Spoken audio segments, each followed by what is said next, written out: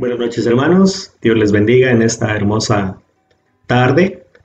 Vamos a tener nuestro tema del día de hoy, que está basado en Primera de Corintios capítulo 12. Pero me gustaría primero que nada recordar cuál era el trasfondo de esta carta. Bueno, como dice el título de esta carta, Corintios, fue destinado a los hermanos, a la iglesia que estaba en Corinto. De todas las iglesias con la cual el apóstol Pablo había tenido contacto, ya sea que él las hubiera fundado o les hubiera ayudado en su desarrollo, en el crecimiento de estas, eh, Corinto era la iglesia o el grupo que tenía más problemas. Había muchas divisiones.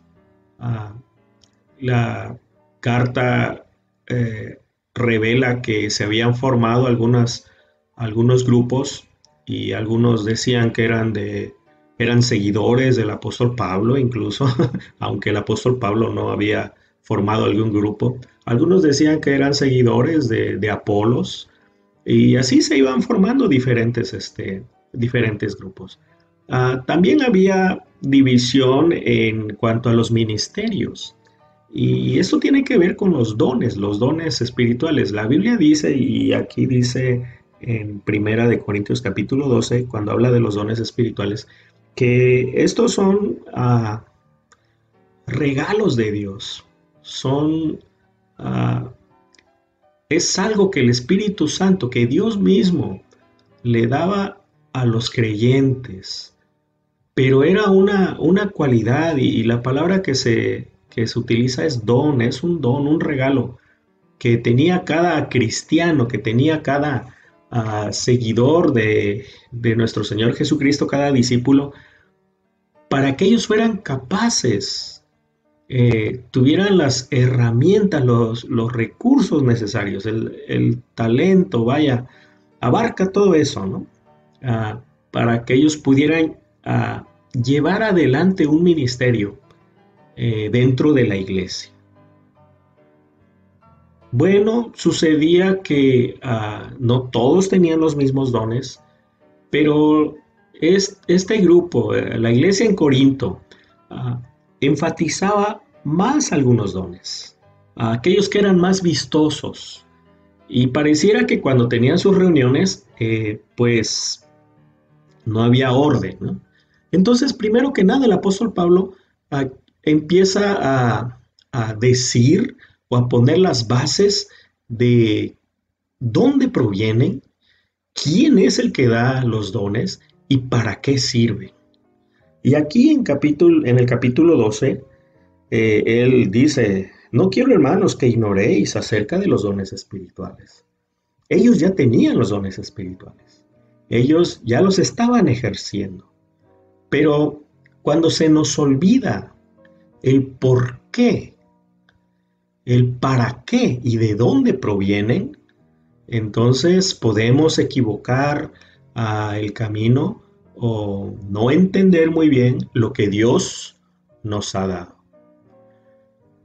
Ellos ya tenían los dones espirituales. Ah, Aun cuando el apóstol Pablo en algún momento habla sobre un grupo de los hermanos que tenían actitudes equivocadas, erróneas, todavía estaban practicando cosas que ya no deberían hacer como seguidores de Jesús, como discípulos de Cristo. Incluso los llama a cristianos carnales, ¿no? Pero ojo, eran cristianos, eran seguidores, discípulos de Jesús. Esto nos hace ver que cuando venimos a los pies de Cristo tiene que haber un crecimiento. Y como dice la Biblia, las cosas viejas pasaron y aquí todas son hechas nuevas. Dios hace un cambio muy especial en nuestra vida. Él nos transforma, nos hace una nueva creación, nos perdona. Pero a partir de ahí, nosotros tenemos la responsabilidad, debemos procurar ir aprendiendo lo que la palabra de Dios nos dice para que nosotros vayamos cambiando nuestra manera de vivir, para que esos pensamientos que teníamos antes, que se transformaban en conductas, en actitudes, que eran contrarios a lo que la palabra de Dios dice, a los principios bíblicos, vayan cambiando.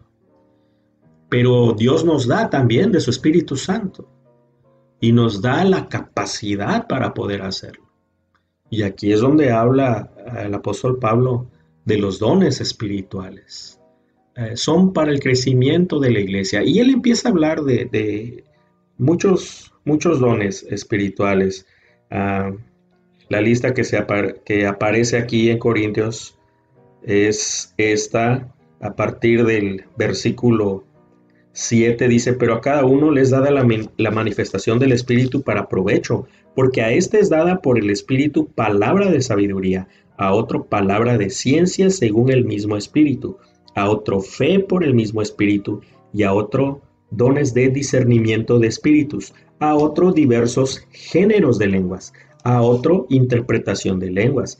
Pero todas estas cosas las hace uno y el mismo Espíritu, repartiendo a cada uno en particular como Él quiere. Cuando el apóstol Pablo empieza a decir a otro, esto significa que no es el mismo don que se le da a todos. Y él lo aclara y dice que él reparte, que el Espíritu Santo reparte los dones como Él quiere. Y aquí nos hace ver que todos los dones son importantes y tienen su función dentro de la iglesia. El apóstol Pablo empieza a hablar también de cómo es el funcionamiento del Espíritu Santo dentro de la iglesia. Y hace una comparación, y la comparación que hace es con el cuerpo humano. Y él empieza a decir, así como todos los miembros de un cuerpo tienen una función diferente, pero son importantes y pertenecen a un cuerpo, asimismo, los dones espirituales son importantes. Y esto es por demás explicarlo. El dedo más pequeño de la mano, no porque sea el más pequeño, tiene menos valor que los otros dedos. Todos son importantes y todos tienen su función. Y así cualquier parte del cuerpo. Todo es importante. Si alguno de las partes del cuerpo empezara a fallar, no decimos, ¿verdad? Ay, es que es mi dedo, ¿verdad? El que está, ya no está funcionando, trabajando como debería. Realmente podemos decirlo, pero no estamos pensando solamente en el dedo pequeño como si fuera algo externo, no es parte de nuestro cuerpo. Y no decimos, le duele al dedo pequeño, ¿no? Decimos, me duele, me duele el cuerpo, me duele el dedo, ¿no? Si hay dolor, si algo pasa. Lo mismo sucede con los dones, pero ojo, ¿a quiénes les son dados los dones? Los dones les son dados a los hijos de Dios, a los discípulos de Cristo, a los cristianos.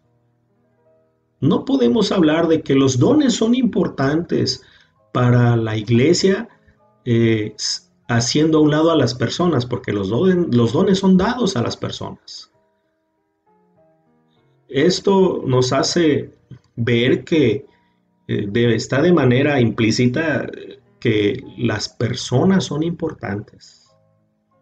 La función de cada uno de ellos son importantes. Nosotros como iglesia tenemos ministerios y algunos de esos ministerios son importantes o son requeridos.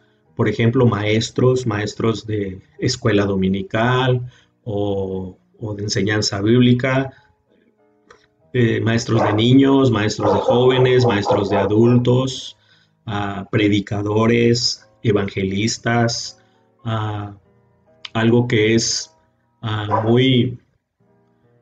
muy buscado o muy importante en nuestras iglesias actuales es el ministerio de alabanza. La alabanza, la música, es parte importante de nuestra adoración. Pero nos atreveríamos a decir que los músicos, los maestros, los evangelistas, los predicadores, son más importantes que los que hacen otras funciones que tal vez no son de las personas que están al frente, que están en el altar, en el tiempo del culto. Uh, es más importante esa tarea, es más importante ese ministerio que los que están tal vez ahí atrás en los controles de sonido, o los hermanos que llegan antes de que empiece el culto, no los ven la mayoría, pero ellos llegan para arreglar el templo, para limpiarlo, o los sugieres que tal vez están en la parte de atrás. Y sí, los hermanos cuando llegan los ven, pero a partir de ese momento ya no, ¿verdad? Los que empiezan, los que captan la atención son los músicos, el- los que predican. No podemos decir eso. Todos los ministerios son importantes. Todos los ministerios. Tal vez hay algunos que son más vistosos porque son a la hora de la adoración, la hora del culto o de la celebración, como le llamen, y están ahí al frente, y los demás lo ven, o la mayoría lo ven, pero hay otros ministerios que son muy importantes, y déjeme decirle que aun cuando los demás no los ven, si no estuvieran esos ministerios, el culto no funcionaría como debería ser y tal vez sería un caos. Todo es importante. Si en alguna vez usted ha llegado a pensar que le gustaría ser parte de ese ministerio, los jóvenes son muy atraídos por la música, ¿no? A mí me tocó también, y de hecho me gusta la música, ¿no? Y a veces ahí aporreo el piano y pienso que estoy tocando, ¿no? Pero me gusta, ¿no? Uh, pero esos no son todos los ministerios. La iglesia tiene una infinidad de ministerios, y déjeme decirle que tristemente algunos ministerios no se están llevando a cabo. ¿Por qué? Porque no hay personas que estén dispuestos a decir yo voy a ser parte de ese ministerio. Sí, los sabemos qué ministerios se pueden desarrollar, lo que se podría hacer, pero ¿quién está dispuesto a decir yo voy a ser parte de ese ministerio, o yo lo voy a iniciar, o yo lo voy a formar? Por eso la Biblia dice todos los ministerios, si está hablando de los dones, todos los dones son importantes. Cuando empezamos nosotros a querer ser lo que otros están haciendo, y no descubrimos lo que Dios nos ha dado, entonces ahí estamos en problemas. Lo primero que tenemos que hacer es buscar lo que Dios nos ha dado, procurarlo y decir, Señor, ¿cuál es el don que me has dado? Porque déjeme decirle que Dios nos ha dado, hablando de los cristianos, aquellos que han entregado su vida a Cristo, Dios les ha dado por medio del Espíritu Santo al menos un don. La pregunta sería, ¿usted sabe cuál es su don? ¿Sabe cuál es ese regalo? Esa es la palabra eh, que significa eso. ¿Cuál es ese regalo que Dios le ha dado? Es un regalo especialmente dado por Dios, por nuestro Padre Celestial. Pero nos los ha dado para que lo desarrollemos. Es algo que sabe que nosotros podemos desarrollar, que nos gusta, somos aptos para eso. Se me ocurre pensar a aquella persona que quiere aprender a pintar y quiere hacer cuadros bonitos, y se aferra a eso, pero sinceramente no tiene el talento, y tal vez él piensa que pintó una flor muy bonita y la gente lo ve, y dice, bueno, es un gatito muy bonito. Eh, pero cuando empieza a tocar un piano se da cuenta que tiene esa facilidad para tocar las melodías. Y todo el tiempo que perdió tratando de aprender a pintura, sin darse cuenta que tenía una habilidad tan especial para la música. Estoy imaginando. Y yo no digo que la música sea más importante que la pintura, no. El arte es muy bonito, es muy especial. Pero este es solamente como para poner un ejemplo, que a veces nos aferramos a algo, a querer algo que los demás tienen, cuando Dios nos ha dado a nosotros algo muy especial y tal vez no lo hemos descubierto. Déjeme contarle esta historia que me pareció muy interesante y nos hace ver precisamente esto. Dice así esta historia, ocurrió en una carpintería, una asamblea. Dice así, hubo en la carpintería una extraña asamblea. Las herramientas se reunieron para arreglar sus diferencias. El martillo fue el primero en ejercer la presidencia, pero la asamblea le notificó que debía renunciar. La causa: hacía demasiado ruido y se pasaba el tiempo golpeando. El martillo reconoció su culpa, pero pidió que fuera expulsado el tornillo. Había que darle muchas vueltas para que sirviera de algo. El tornillo aceptó su retiro. Pero a su vez pidió la expulsión de la lija. Era muy áspera en su trato y siempre tenía fricciones con los demás. La lija estuvo de acuerdo, con la condición de que fuera expulsado el metro, pues se la pasaba midiendo a los demás, como si él fuera perfecto. En eso entró el carpintero. Se puso el delantal e inició su trabajo, utilizando alternativamente el martillo, la lija, el metro y el tornillo. Al final, el trozo de madera se había convertido en un mueble muy bonito. Cuando la carpintería quedó sola otra vez, la asamblea reanudó la deliberación. Dijo el serrucho: señores, ha quedado demostrado que tenemos defectos, pero el carpintero trabaja con nuestras cualidades. Eso es lo que nos hace valiosos. Así que no pensemos ya en nuestras flaquezas y concentrémonos en nuestras virtudes.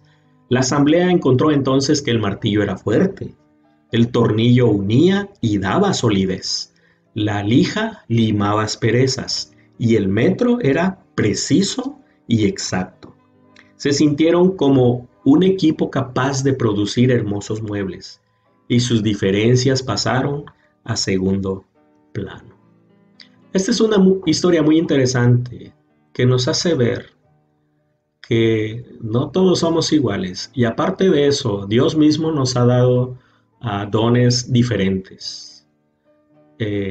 Pero el que nos dio ese don, el que es nuestro Padre, nuestro Maestro, Él es el que nos une. Por eso el apóstol Pablo decía, la iglesia es como un cuerpo, pero Cristo es la iglesia. Así que yo le invito a que esto lo haga reflexionar y si en algún momento se ha sentido excluido o que no tiene la capacidad para ayudar, para ser parte de un ministerio de la iglesia, déjeme decirle que no es así. Todos tenemos esa capacidad, Dios nos las ha dado y todos somos importantes dentro del reino de Dios. Oremos. Padre bendito, gracias por tu palabra. Gracias, Señor, por este hermoso tiempo que nos has concedido, Señor. Gracias, oh Dios, porque nos haces ver, Padre Celestial, Señor, que lo más importante de todo es la unidad.